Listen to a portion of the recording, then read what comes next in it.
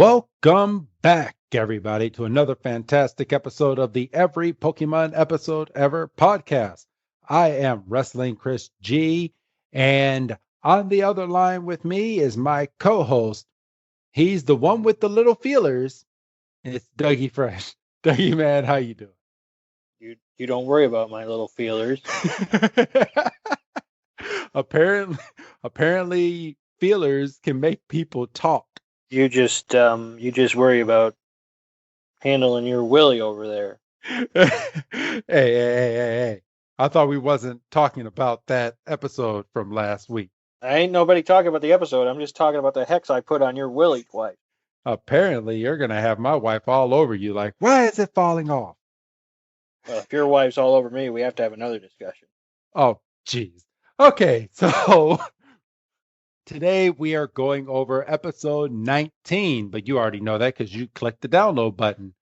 But episode 19 is Tentacool and Tentacruel, or translated from Japanese, Menokurage and Dokukurage. And yes, I had to look that up and have Google translate it for me before I did this episode because I was like, how the hell do you say this? So this episode premiered August 5th, 1997 in Japan, and here in the States, it premiered October 1st, 1998. So, of course, let's see. You know what? I'm just now noticing that on our last episode, Doug, that there was no Who's That Pokemon in that episode. There wasn't. It's not that we No, forgot. no, there wasn't. There wasn't Huh. a Who's That Pokemon. Well, that's just as good because there probably wouldn't have been because they didn't introduce anybody. No, they didn't. I mean, they could have cheated and used the what did Ekans and Coffin come out dressed as? An Amistar. I mean, they could have done that, but there's an episode about them later. So, yeah, they there was literally no Who's That Pokemon. So when they went to commercial, when I stated in that episode, I guess they went to commercial and there was just we'll be right back after these commercials. The one and only time Pokemon didn't have a Who's That Pokemon. Right. But as you know, everybody, we like to go over the Who's That Pokemon. And this week I'm actually scanning through because I'm almost positive I know which Pokemon was used. I believe 50-50 shot. Oh, well, yeah. But actually, okay. Let's play a game because I have it right here, Doug. It's Uh, 50-50 shot. you're gonna be mad. Oh, motherfucker, really? Well, I mean, do you think it's a nice little 50-50 shot? It should be. It's not. They're in the fucking title. What did they do? You're gonna be mad.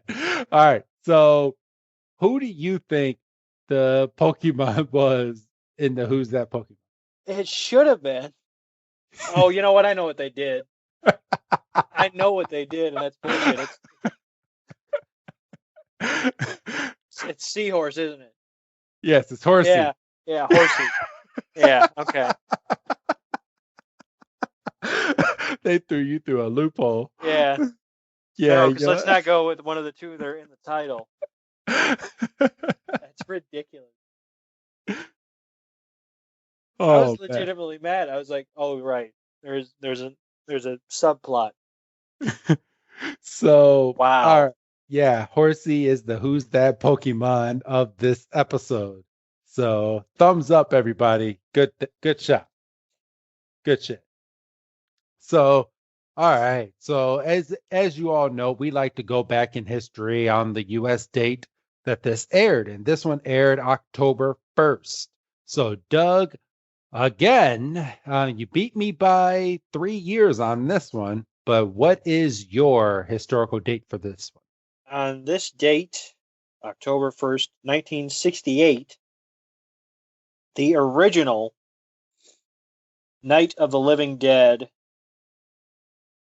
by George A. Romero premieres in theaters. Ooh, nice. You know what? Hey, Doug, I think this is going to be the first time we actually go for a threefer because I'm gonna one up. I'm well, not really one up you, but I'm gonna go with your movie theme and then kind of reel it back a little bit. But also on this date in 1974, the Texas Chainsaw Massacre premiered in Austin, Texas, here in the U.S.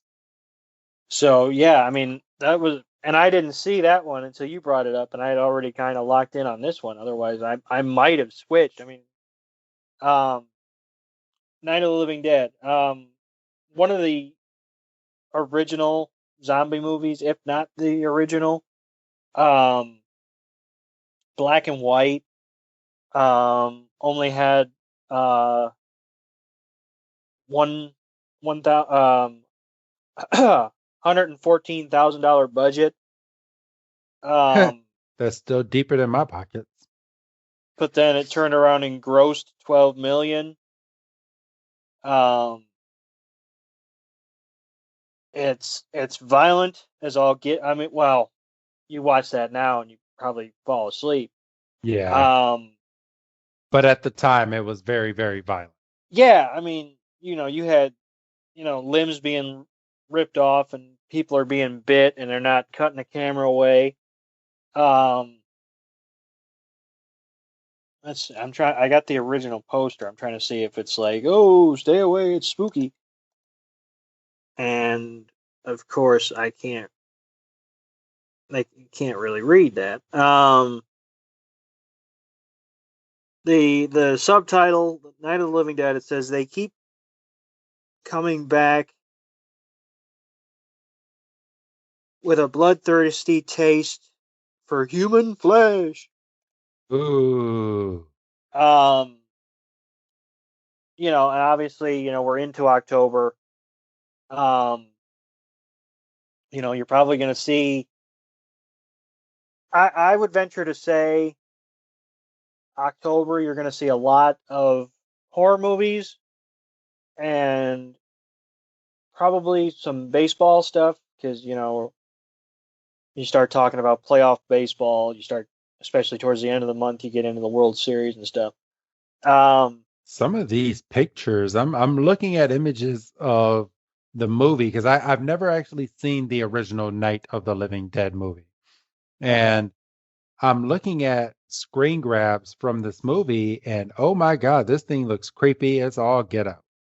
Yeah, I mean, it's really, like, and it was an independent film, so it didn't have a big studio behind it. You I know, keep, have you seen this movie?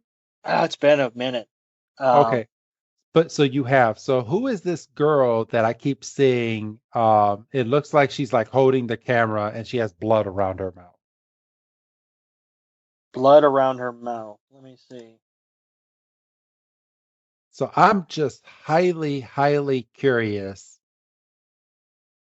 And I, Oh, she's not holding the camera. She's coming at the camera. oh, she's coming at the camera. Yeah, Okay. yeah, yeah. Yeah, well, like I say, it was a, he edited Ramiro edited this and shot this himself. Um, this is very much, I mean, it was on a shoestring, $114,000, even in 1968, probably wasn't that much to make this movie. Um, so I mean, these actors are just out there in this field, kind of doing their thing. Um, Extremely primitive. I mean, you just scroll down the Google image page. Um, Who directed this movie? it was edited and shot by George A. Romero himself. So I mean, Oh, it's all him. okay. So he got to bank all that money. Good for him. Yeah, I mean, and this was the first film in a 6 film franchise. Um,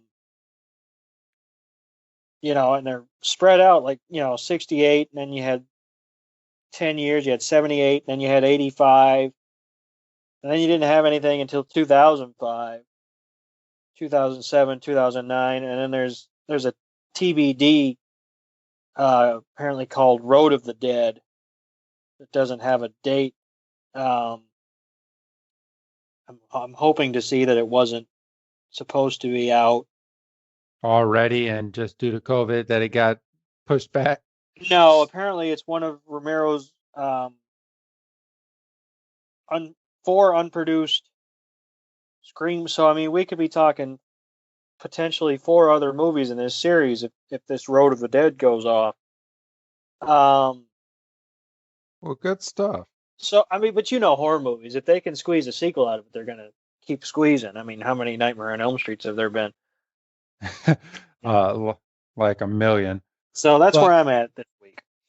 all right, and for me this week in 1971 on October 1st was the day that Walt Disney World opened in Bay Lake, Florida. And as we're recording this on October 6th of 2020. 3 days ago, I was actually just at Walt Disney World in Bay Lake, Florida. Took the family out for the weekend, and we went out to good old Florida and had a grand old time. So, Yeah, you were telling me about some of the trip before we came in to record, and sounded like you had a good time. Apparently, you uploaded a bunch. I haven't seen the pictures. I'll have to scrounge them up on Facebook. yes. So So it's a good deal. Good deal. good stuff. But mine's not too elaborate. I mean, everybody knows what Walt Disney World is. Home, home of home of Cinderella's castle, Pirates of the Caribbean ride, um, Space Mountain, the Laugh Factory with Monsters Inc. You also have It's a Small World, Peter Pan, Winnie the Pooh ride. It's a good old time out there, and the whole family really enjoyed the trip. So No if you respect, no respect for Splash Mountain. yeah, I did ride Splash Mountain, and I the only reason I wasn't going to mention it because they're changing the theme to Splash Mountain. Oh, I had heard this. Yes. So me and my son was actually able to ride it one last time before it's getting its change over. So the the theme of the movie is based off I mean the theme of the ride is based off of a movie, and I guess people are all up in arms now, and I don't see why because not everybody thinks that way, and my son definitely just loved the characters that was on it. But the movie that it's based off of, I won't give it any glory, just due to Oh, yeah. yep, Yeah. yep, So, yep. yeah, the movie that it's based off of had slaves in the movie. It was based around slaves and all this hoopla. I've actually seen the movie. Once I actually looked it up online and watched it, and I mean, it to me it was just a funny movie.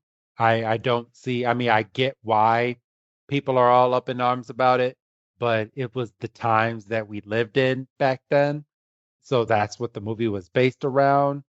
So it is what it is, but the ride's getting changed over to a Princess and the Frog theme this upcoming winter. So it's gonna go under construction and hopefully be ready by next summer. Well, all right. Yeah. Um, yeah, no, I mean, I I I had heard that, and as soon as you, because I was like, I know it's getting changed, but why is it? And then you started, I was like, oh right. Yes. Yeah, no, and obviously we don't have to get into it. You know, that's not that's not the podcast for it. Um, Yeah, it's not the podcast for it, but I'll just go out there and I know it is what it is, but my son got on the ride with me and Loved the music on the ride. Loved it. Loved every last bit of it. Um, yeah, I mean, it was fun. So So I it's mean, it's sad that it's going away, but it is what it is. well, no, I mean it's good that Princess and the Frog will get some representation. Yeah. Um, but yeah, so that's I didn't even think of that when I said that, but yeah, I do remember that hoopla going around. Well, it's fucking PC culture now, which Yeah. you gotta respect. I mean, it's No, and nice. I do respect it, and I'm not mad over anything. I mean, the ride's been there for God knows how long, and it's just it it's sad to see it go.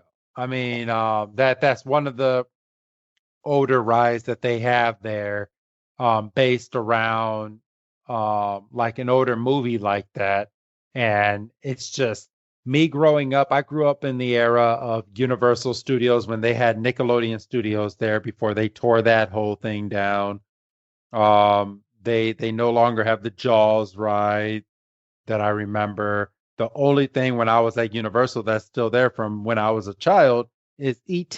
Everything else is all brand new and updated. So, Well, but that's gonna happen. Universal Studios keeps putting out movies and acquiring stuff. I mean, they're gonna want representation in the park. I mean, there's gonna be a shit ton of turnover. yeah, I'm waiting for the day that ET is finally going to have its last hurrah, and it's going to be sad. I mean, for goodness sakes, you know, Disney, by all accounts, should go through massive turnover. Oh, Possibly, well, they because I mean, you're talking they've acquired Fox and Marvel. yeah, They they're getting. I'm pretty sure Disney is getting a superhero park, like a Marvel park, but I think that's in the works, and we just haven't gotten it yet. you probably haven't. Oh, for goodness sakes, you probably haven't heard much about it because good old COVID. Yeah, but they that means that Universal's going to have to get rid of some of their Oh, stuff absolutely. because they have a whole park that's just Marvel and superheroes and all that. So, but all right, Tentacool and Tentacruel, Doug. Yes. Um, So, this episode, outside of last week's episode with Beauty and the Beach, this is a more upbeat episode, and we actually get some play and some tell and some future storytelling out of this episode. Like we actually had shit happen this yeah, but even then, I wouldn't go as far as to say that this was an earth-shaking episode. week. It wasn't, but Misty does get a new Pokemon. She does. She Yes. does. Ash is kind of a little bit of a baby towards the end there, which I'm sure we'll get to because we have an Ash catch him as a baby counter. Or well, I mean, it's transformed early in the season. It was Ash catch him as a dick. Um, but this one he just kind of throws a little bit of a hissy fit. he he throws a little tantrum, but it's funny, it's warranted, but we'll get into it. Right, right. All right, Doug. So if you listen to last week's episode, they are still on an island. Actually, they left the city that they were in, and they're now going over to what's the city? No, but they're still stuck in Porta Vista because they missed the ferry getting off. Yes. So at this point, that we at this point, Brock is sitting there all like, fuck. And Ash is like, man, I wish we wouldn't have missed that ferry. Like, how did they miss the damn ferry? They're on the damn island. Did they oversleep? Like, what the fuck happened? Yeah, I mean that's the easiest solution. They overslept because they had the big kerfuffle at the contest and had to save the town. I mean that's the easiest explanation. Yeah, They're sitting on the dock, so I assume that they just missed it. they just missed it. Because they make a comment because they're watching another boat go by, and I think Ash is like, I wish that boat was taking us off the island. Um, So it's at this point, Misty sees in the water in front of them a nice little horsey. this broke my heart. Oh, This why did it break your because heart? because you zoom in, because you're like, oh, it's a cute little horsey, and then you see it has a black eye, Yeah. and it's like, oh, and leave it to Ash to pull out the Pokédex, and it calls Horsey a dragon Pokemon, which it is. I mean, I just hadn't thought You of it don't, like that. yeah, you don't really think of horsey as a dragon Pokemon. So Misty says, well, obviously it's hurt, so I'll tell you what, I'll catch it, and then we can go find a Pokemon Center. And it's at that point, um, Horsey Horsey, is trying to warn them. yeah, it uses its ink to shoot out a pattern that we can catch on right away as Tentacool and Tentacruel. Um, this hasn't dawned on our heroes. No. And it's at this point, right as Misty is getting ready to throw the Pokeball at Horsey, there's a big explosion. And then we pan over and a boat has completely blown up. That's pretty graphic for a kid's cartoon at 7 o'clock in the morning. Yeah, Like, well, they're rolling on some stuff these last couple of weeks, aren't they? yeah, like they they had basically the Titanic episode. Like boats boats these last few weeks in Pokemon just like don't go on a boat in Pokemon. That's a fair shot. I hadn't even thought of that. So the like you said, the boat's exploding, and we see sailors jumping overboard, and Misty knows right away. I need we need to save them, so she calls out her Goldeen, her Staryu, and her Starmie, and tells Brock and Ash to go get a boat. And we see the Pokemon taking the guys out of the water. All right, let's pause it right here, Doug. Misty tells Ash and Brock to go get a boat. Right. So you're telling me that all they have to do is go get a boat and row this boat, and they could have just rowed the boat over to the next town that they need to go Well, yeah, if you want to be that black and white about to. Well, yeah, I mean, I guess I'd want to be a little a little lazy too, it. and have someone just take me, Well, but you don't know how far away this town is. that's true. But And, apparently it's choppy waters in this motherfucker. apparently, but let's also talk about how strong this damn Godine is, fucking picking up sailors and just hauling them back to land. Yeah, we've been sleeping on this Goldeen. I just thought it was a goldfish. It's out here incredible hulking. Um, so they're able to rescue the lot of them. The one sailor keeps saying he needs to tell the boss. He needs to tell the boss.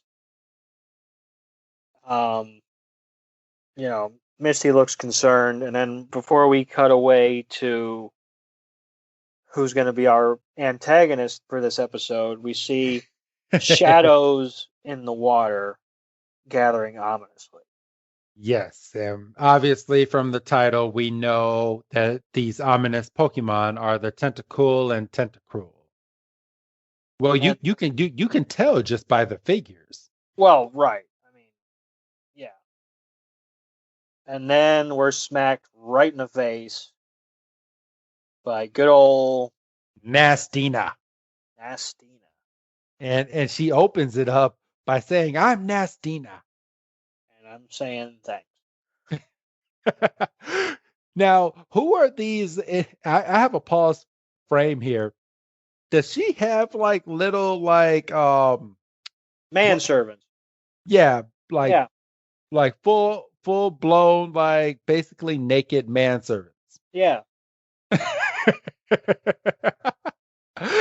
Because she's so ugly that she needs these men to be around her. I can't even. And these male servants look happy to be there too. No, they don't either. I know that was sarcasm. So yeah, she's basically a wonderful woman. She wants to build a theme park, and the long and short of it is she can't because the Tentacool are Destroying her town. basically gumming up the works. I mean, to really oversimplify things. Um, She wants to make the world's largest hotel, but the hotel is going to be in the middle of the ocean. And every time that she gets the workers to go over there, the Tentacruel go over there and basically tear the shit down. so she wants to exterminate the Tentacool, and she wants to hire Ash and Brock to take care of the situation. And this pisses Misty off. Yeah, but let's not blow over how much she was actually going to pay them. She was going to pay all of them $1 million. Well, it wasn't And each. no, not each, but still, $1 million split three ways. I'll still take it. Well, yeah, but then you got to pay taxes. Shut up. um, so yeah, $1 million. Basically unlimited stay coupons for the resort. So anytime they come to town, they can go and stay in the court. Unlimited food. They can get all of this, and it can be all theirs, Doug. And all they have to do is just exterminate or get rid of all the Tentacool and Tentacruel. Now, I have two things, and one is extremely unrelated, but I noticed it, so I'm going to bring it up. Okay. A couple episodes ago, I mean, fuck, I don't even know at this point. I think it was the Bulbasaur. It doesn't matter. Okay. You said I think this is the last occurrence of an animal just being an animal and not a Pokemon. Yes. She has fish in those tanks that are just fish. Yes, she does. So I noticed that, but most importantly, Misty is a hypocrite. And why is that? Because what was it, the second or third episode? She has a goddamn heart attack talking about bug Pokemon and how they just need to be squished and squashed and gotten rid of. And Yeah, just because, she has a soft heart for water Pokemon. but that's bullshit, isn't it? A Pokemon is a Pokemon. Well, you know that, I know that, but Misty discriminates. Well, Misty, yeah, that's the word for it too. You were about to say Misty can go suck an egg. I heard it in your voice. But you didn't want to say it.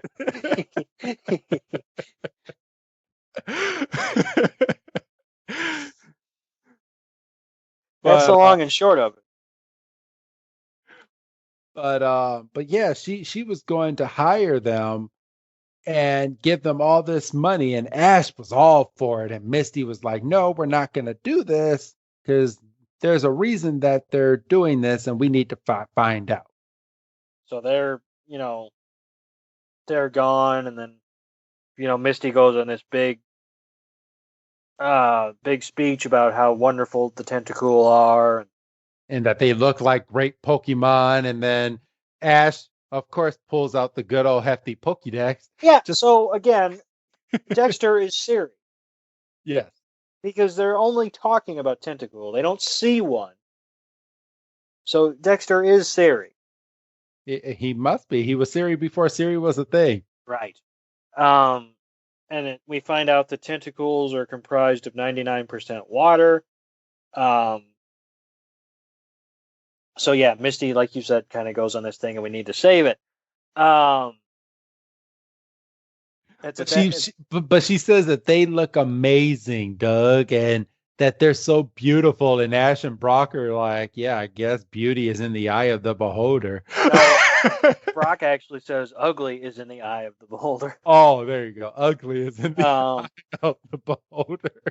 so it's at that point there's an announcement over this of the loudspeaker saying that she's offering basically what she offered our three heroes to the first volunteer to exterminate all the tentacles. So we get this mad rush of people. Oh, hold on. Let's not jump. Supposedly so far, I guess Horsey they ended up finding this Horsey somehow. They Yeah, didn't they didn't say how, because the last we saw Horsey was hiding underneath the dock once everything was going on. But now they have Horsey, and they've basically revived Horsey back to life, and the black eye is gone. yeah. So they didn't mention, and that's kind of why I skipped over because they skipped over it. It's like, oh, by the way, there's Horsey chilling with Pikachu in a kiddie pool. Like, oh, okay. Yes. Um, so yeah, but then we get the announcement over the loudspeaker. Then we get the mass crowd of humanity, which gave me anxiety because COVID. Um, This was years before COVID was a thing, Doug. I know, but you can't. You don't have that problem when you're just watching something and you go, they're not wearing masks. Dude, I was me and my wife was just watching. Netflix has this new music show where people sing karaoke, and apparently this was recorded right before COVID hit. So every single person in the audience does not have a mask, and I'm like, man, if only these people knew what they're in for right now. Jesus. I know. So, um, you know, um, Nagastine, what's her name? I never get it right. Nastina. Nastina. I want to call her Nagastina for some. So Nastina rolls up in a tank. Think of it as nasty. That's why they named her that. Yeah, Nasty. that'd be simple, wouldn't it? Yeah. So Nastina rolls up in a tank, and all of a sudden you see Team Rocket shoot like a rose arrow. From a basic this boat looks like a yacht. Like I swear Team Rocket's just swimming in money. Yeah, if they get it because it's a yacht. Um, Yeah. yeah, if they had this boat last week, they wouldn't be in trouble. I Um, know. so they roll up and they volunteer their services on behalf of Team Rocket. And Misty gets all like sour-eyed because she does not want to see these Tentacool and Tentacruel basically vanish. but then Team Rocket go through their whole spiel. They've got this They what are they they? they have a secret stun sauce. Secret sun sauce that they're gonna just spread over the ocean, and then they're gonna cook them, and they're gonna make all the money. And they get out in this boat, and they're surrounded by Tentacool, and they don't anticipate it being that many of them, so they kind of panic because they don't have that much sauce, Nope.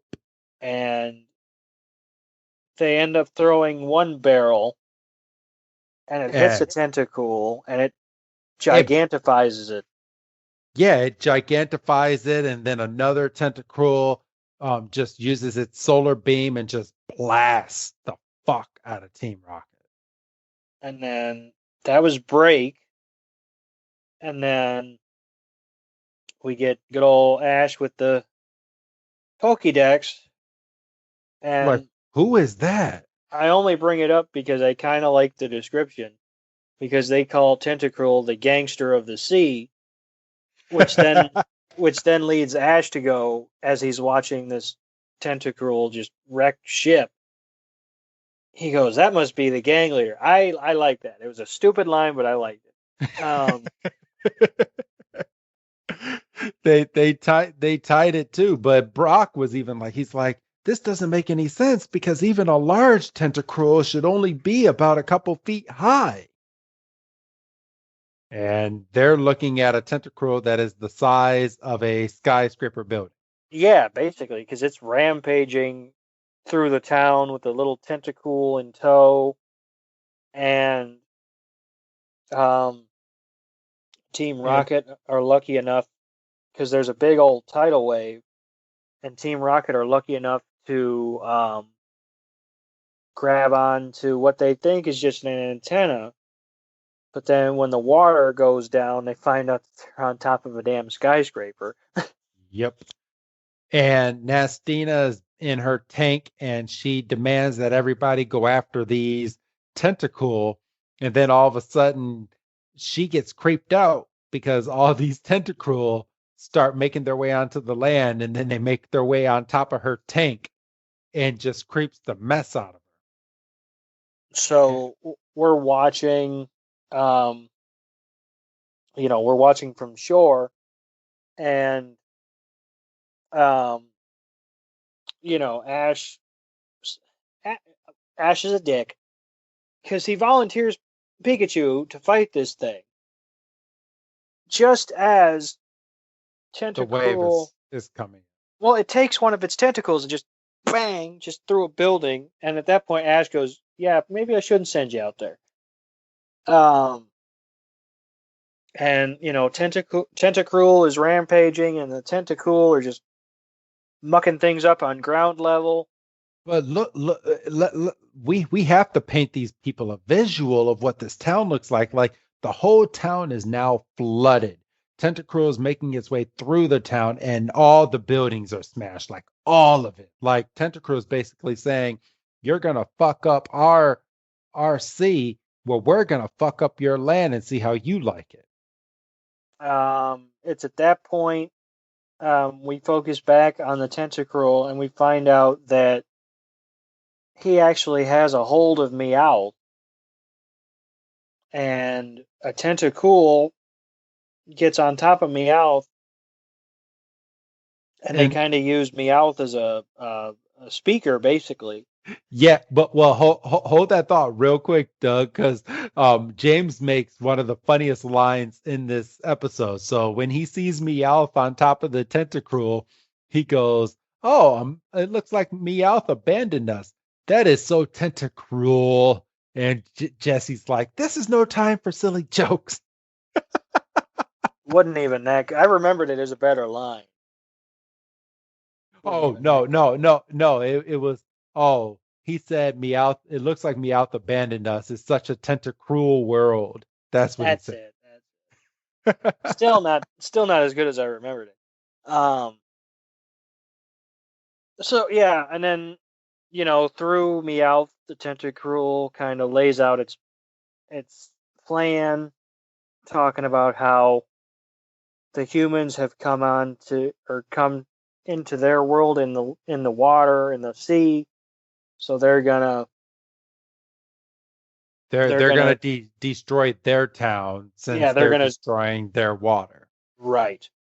And Horsey and Pikachu are trying to, well, Horsey initially, and Misty's kind of beating herself up, saying, "Oh, Horsey warned us, and I call myself a water Pokemon." It's like you can see a Godzilla coming, you know. But I Uh, mean, but Misty feels so bad because Horsey painted out a Tentacool and Tentacruel in the water with the ink, and she just feels horrible. Like this is Misty's shining episode. yeah, but she couldn't have anticipated it being this bad. No, but I think she feels like she could have at least stopped some of this because if she would have listened to Horsey, then maybe she could have talked to Nastina before any of this happened and maybe had Nastina stop. But Nastina wasn't going to stop because what we passed over about 5 minutes ago was Nastina took a damn rubber bullet and shot it at the damn Tentacruel, and Tentacruel just whacked her. Yeah, a fat load of good that did.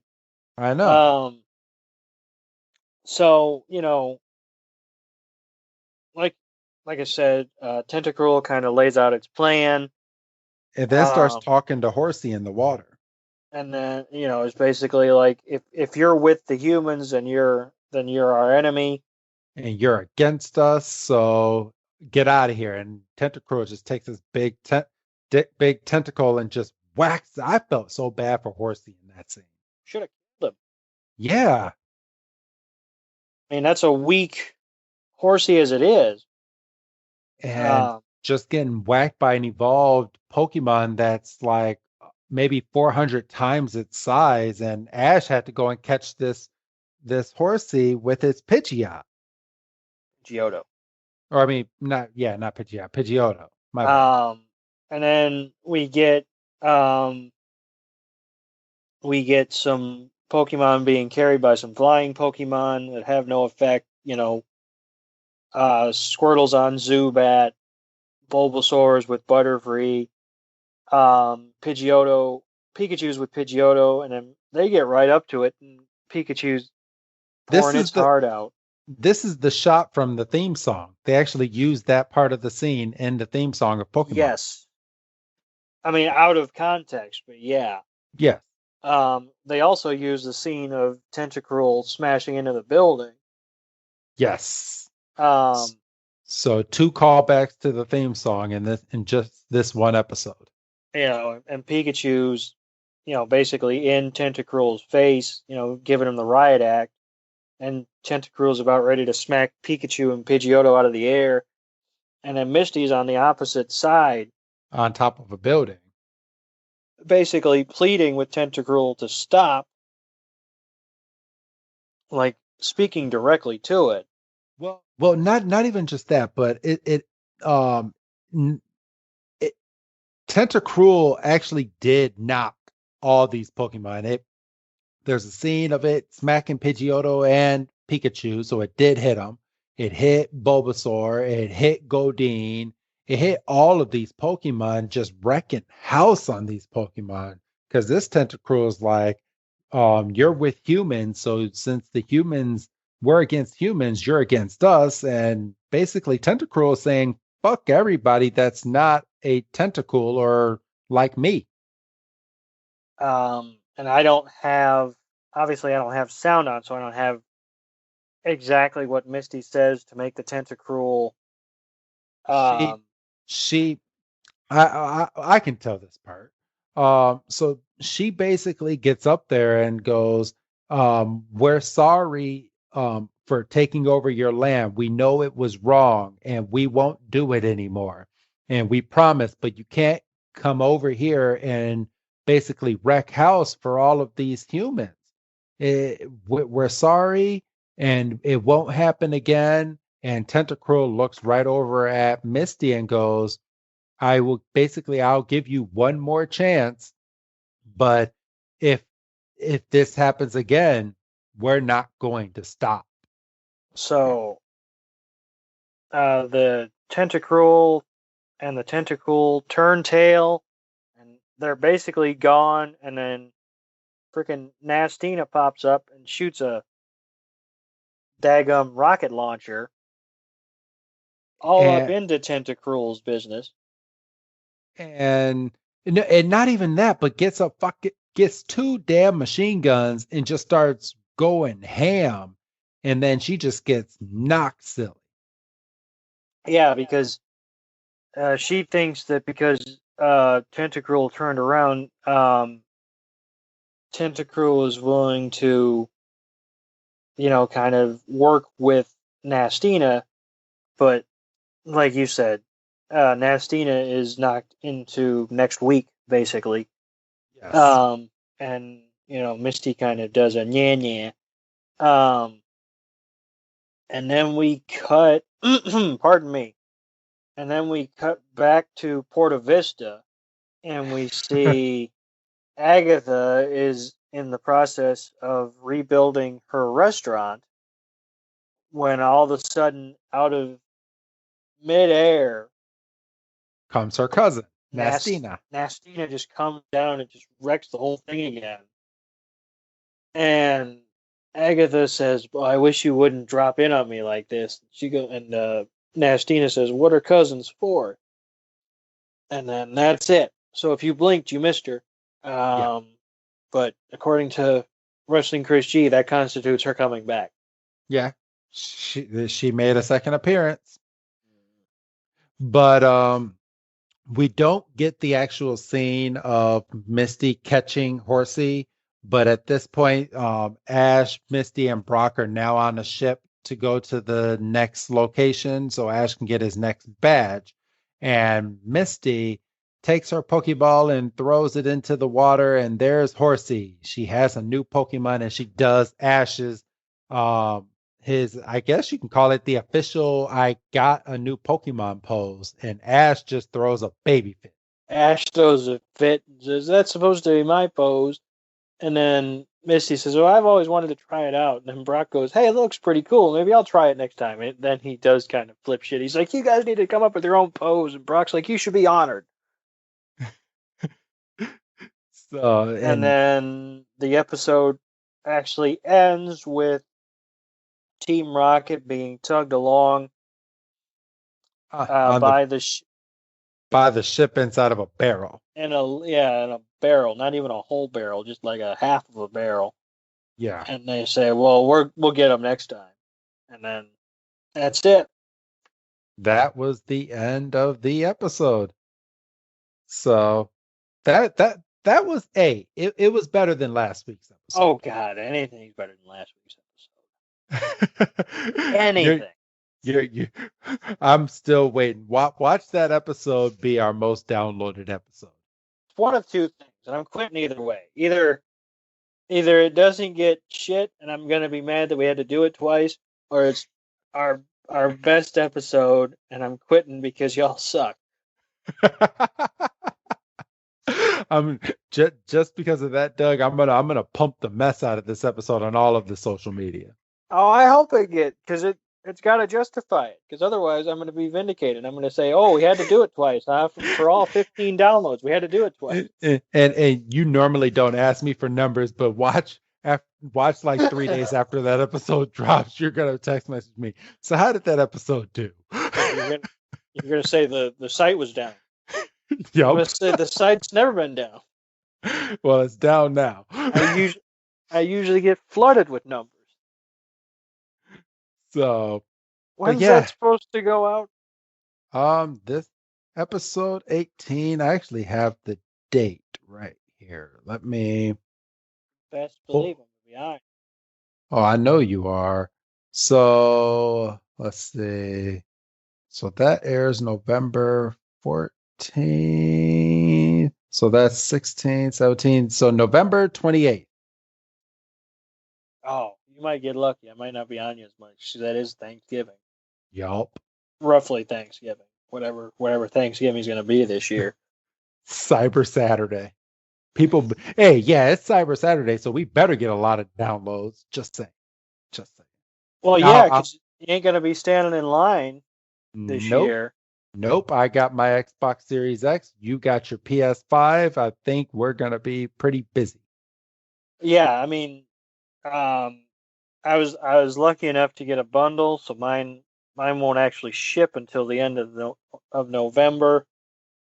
Um, but you actually can't play yours until like Christmas. Christmas Day, and even that might be a stretch because you might be going somewhere. Yeah, well, my my goal right now is to get it early, while my son is asleep, bring it downstairs and download a few games that I know he's gonna want to play on day one, so he doesn't have to wait. And then when he opens the box and he wants to play with his cousins at my in-laws, they'll be able to play it And fresh you out the box. and you say ain't nobody taking no drinks around that console. Nope. So, but yeah, that was the episode, Doug. Yeah, all joking aside, this was a fine episode. Um, it's not going to crack a lot of top 10 lists. It's Um, it's not, but you know what? I am officially excited for next week's episode. yeah. So next week, pardon me, English. Next week's episode, we begin the psychic. Yes, the psychic three-parter. No. So No, not yet. not yet. That as of this episode, the psychic three-parter will be in 3 weeks. 3 weeks. Damn. Okay. So next week is the Ghost of Maiden's Peak. So Oh, right. Okay. I'm looking at the freaking synopsis now. Gotcha. You mentioned this a couple weeks ago.